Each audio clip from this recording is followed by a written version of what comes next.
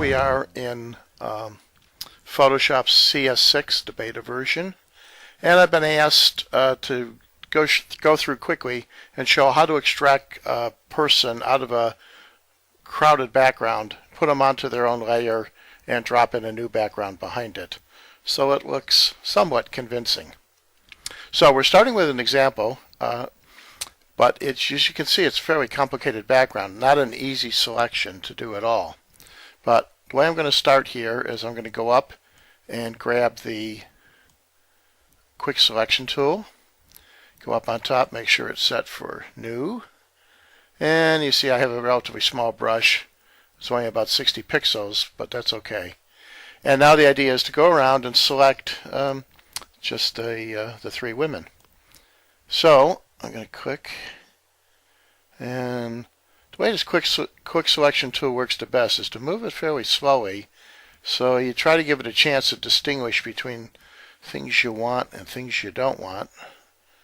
And I'm trying to stay inside the areas that I want. I'm not too worried about a little bit of flyaway hair or whatever, because we'll fix that later. Alright, I'm coming across. Now it has a tendency to jump and try to include too much stuff if you start moving it too fast or dragging it too far. So I'm trying to do this fairly delicately. We're working up. See there, it did jump across the gap between their hair. And this is a real tough selection here because the colors of the background are almost the same, as you can see. Alright. So I'm going to continue through the hair and come down and work the shoulder. Alright, and then come across, make sure I have all of the bodies selected. Alright, now we have to clean up a few areas that we don't want included. So I can either hold down the Alt key on the quick selection tool, which turns it into a subtraction of the selection, or up on top there are three little symbols. One is new selection. We can add to the current selection. That's the equivalent of holding the shift key and dragging the selection tool. Or the third one is subtract from the selection. That's the equivalent of holding down the Alt key and dragging through the selection. So in our particular case, I'm just going to click on the third one because I want to subtract the areas that got included that I didn't want included. So for example, over here, I want to keep her green blouse, but get rid of the rest of it. And down in the little bottom corner, just a little bit down here, I want to deselect. Alright. And let's see, come across the other side. We're in pretty good shape. I'm going to blow this up a little bit so we can see our marching ants. You see we have things selected here. We should have selected more here and we didn't. I can do that by just holding down the shift key and going in and adding the edge of her dress to the selection. Do you see I just blew it a little bit? And let me move. Hold down the shift, the space bar. I get the hand to it and I can slide it around a little bit. Now I'm still on the subtract from selection if I don't hold down the shift key, so I'm going to take that away. And again, holding down the shift key and doing just that little bit. There we go. So we're reasonably well on her. Okay, so I come up to this part. We have the hand, which we don't want selected, and the arm. So I'm just going to go in and deselect that area. Alright. And then in the top, it took all that brown area, which I don't want. So again, we're just going to move in across and not worry about all the flyaway hair to too great an extent. Alright, we came across this way, and let's see where our marching ants are around here, so we're pretty good. And now we have this little gap area in between, which is a little trickier to do. I'm going to go to a smaller brush size. Alright, and we're subtracting from the selection. I'm going to try to bring it down here slowly and a little bit at a time. Okay. And I'm not so sure what that little orange area there is, but I think I'm going to have to deselect it. And then hold down the Shift key one more time and bring back hopefully just that little bit of hair. Okay. So overall, it's not a bad job. Now in CS6, actually CS4, 5, and 6, we've had this Refine Edge mask available to this. So if we click on that, it brings up a neat little tool over here. And we can display the selected area against a bunch of different backgrounds. Let me show it as an overlay, show it as the marching ants, show it as an overlay mode. We can show it against a black background, against a white background, show the black and white mask itself, show it on the layers, which are now transparent because we're working on the bottom layer, and we can reveal the layer behind it if we want.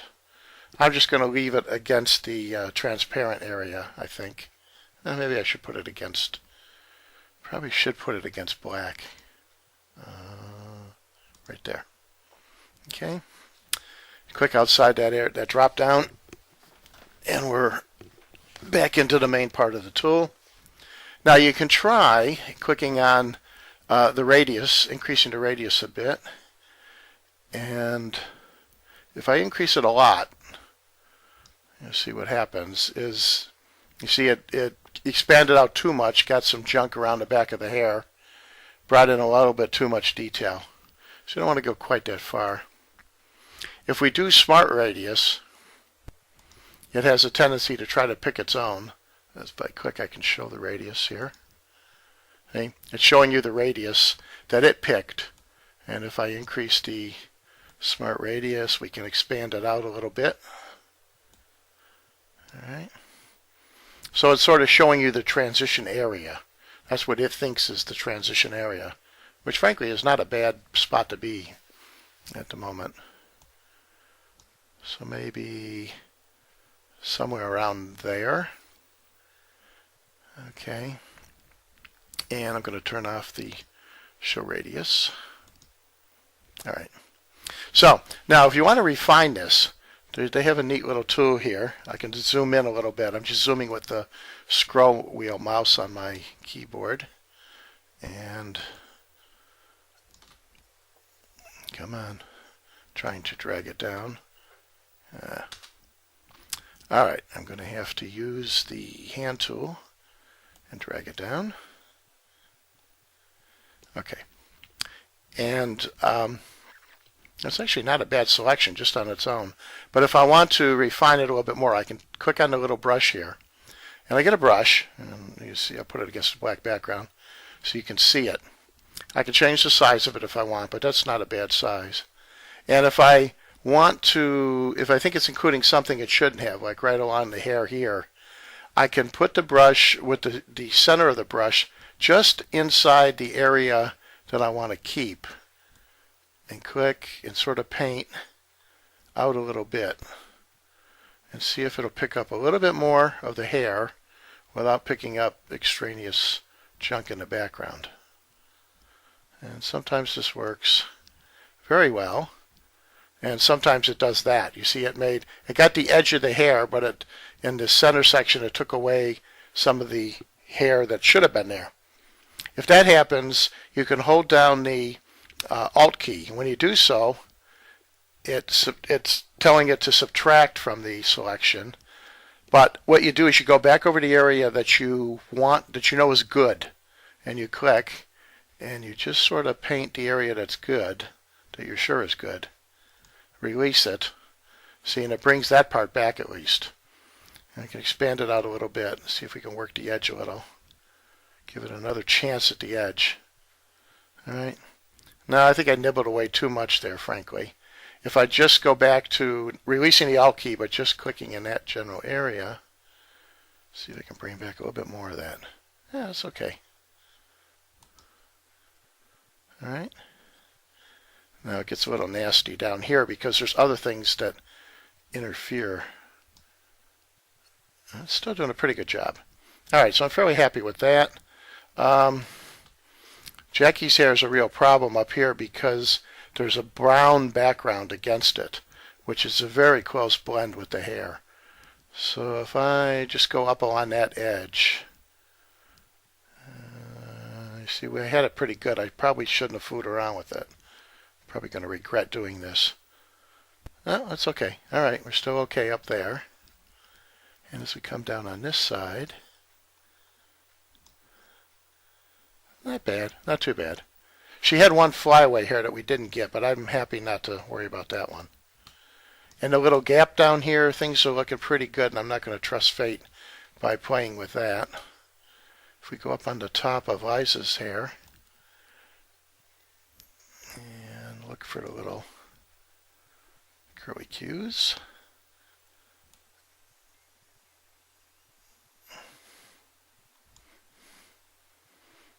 All right. It's making the hair perhaps a little too transparent in spots. But if that's the case, again, you just hold down the Alt key, click inside the good hair, where you know you want the hair to be fairly solid.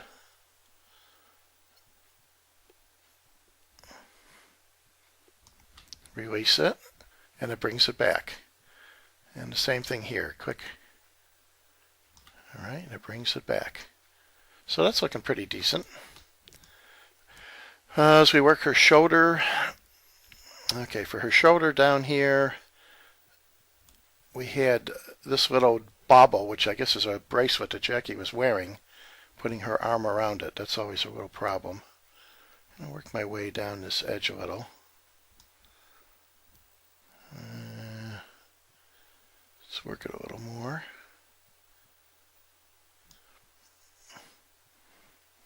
Yeah.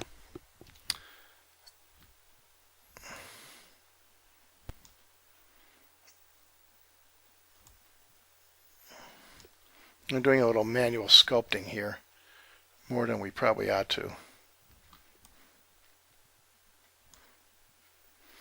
Okay, I think I'm going to not push my luck. And we come down here. It was a little choppy looking right on this end.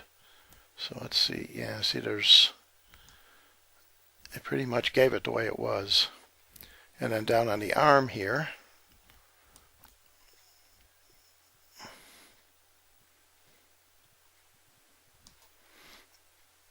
okay, and a little bit more.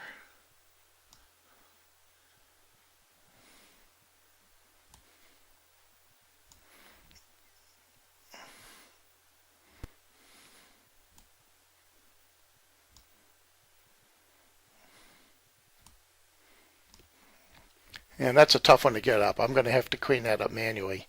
Also the little section down here probably. Yeah. Okay, so if I zoom back out to show us what the picture looks like, it's not bad. It's a decent job. Okay, now what do we do over here? Click on the brush. No, it's not activated. I want to decontaminate the colors just in case we're getting some carryover color. I don't see much of that happening here, but I don't see any harm in putting it in and leaving it at about 50%. We want to output, we can output it a variety of different ways, but I like to output it as a new layer with a layer mask. All right, and if we say OK to that, all right, what it did for us is it turned off the original layer, which is still there, but the eye is turned off. We turn it back on if we want. Okay, and it's not a bad selection. All right, so now all we have to do is drop a layer in between these two layers and give us a new background. So I go down, I can make the bottom layer the active layer, go down, add a new layer to it. It adds a blank layer. Once I have a blank layer, let's say I want to pick, let's see what do we got for colors. Let's pick a kind of a sort of a bluish background. All right. And for the top color, let's make it a little more funky color. All right. So we have a sort of a turquoise for the foreground color and a blue for the background color, the background color patch. Now I'm going to go up to the gradient tool, go up on top, drop down the list, and the one I want to choose, if I hover over these, it'll tell me foreground to background. So it's going to create a gradient from the foreground color to the background color. The type of gradient I want is the linear gradient. That's the first box up here, as opposed to a radial gradient or some weird pattern gradients, including a star gradient. All right, up here I don't want to reverse it, so I have the reverse gradient unchecked. Dither and transparency are both checked. Zooming out a little bit, I'm going to start the gradient at the top, and I'm going to start it outside the picture. I'm going to drag it straight down and bring it out the bottom of the picture. And the idea is it should give us a smooth transition from those colors. There we go. Not too bad. Now, if you decide you want to darken the gradient a little bit, that's our active layer. I can just go up and, for example, get curves and just pull the middle of the curve down a little bit, depending on what we want to darken there.